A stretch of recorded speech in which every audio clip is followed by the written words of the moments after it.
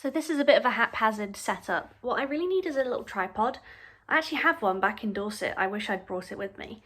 But right now, you're on a chair propped up by my laptop. So that'll have to do. Hello everyone, I haven't been on YouTube for a really long time. I think about a year now. There's been lots going on, good and bad, but the main thing is I'm back. My book earrings, I got them from the Corn Exchange in Leeds.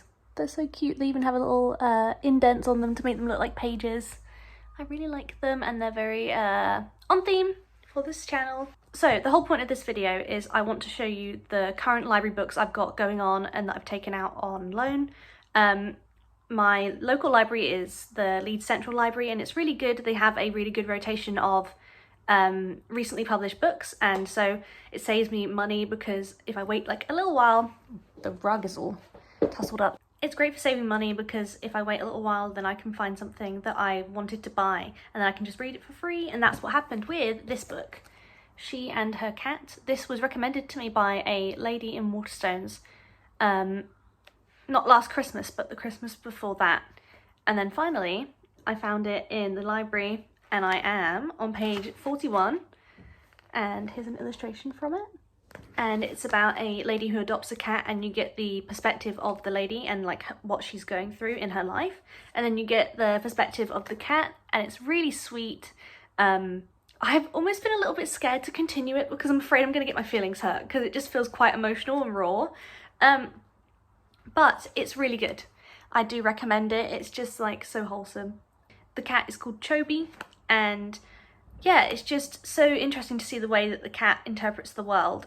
You just get that like companionship, and it's really lovely between the two characters and how they sort of need each other and rely on each other. And I want a cat so badly, so badly.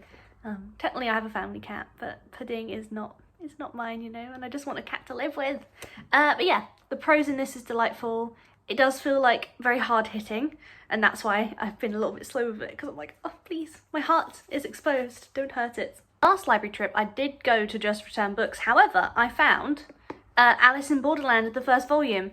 It wasn't even in the manga section, it was in the like graphic novel section I think, so I wasn't expecting to find it, and my friend Alex has recommended the Netflix series to me, and so when I saw this I was like, yay, I can finally get into it. I don't know too much about it, I think I saw like a little trailer, but I'm happy to go in blind, and it's quite a chunky volume, so that's exciting. I can't believe I struck gold on that one. I'm really excited to get through this.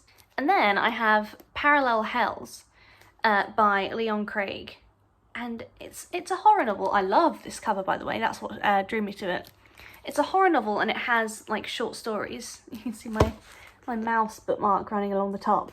It has short stories in it and they're just a little bit strange. It doesn't feel entirely like horror just yet. I'm on page 9, so not too far in, but it does have like a strange vibe to it. I am enjoying it so far. I kept it to read because it's not that long, maybe like 200 pages, so I do feel that I will get through this one. Then I'm so lazy for not getting further through this one so far. What page was I even on? I don't even have a bookmark in this. That's how little I've read of it so far, but I have Horror Store by Grady Hendrix. I am going to read this. I know I say it about every book, but I am going to read this. I love the style of it. I love the concept. I love that there's little instructions all the way through. I've only sort of read like the first couple pages, but it's interesting. I've just not had the attention span. I'm so sorry. Okay, and I picked up Blade Runner Origins. Me and my boyfriend have been big into like cyberpunk and Blade Runner, and we've watched the films, and I saw this and was just like, yes, give me more lore, give me more of this Blade Runner universe. They had volumes 2 and 3 and I like started picking them all up, and then I was like, no, be good.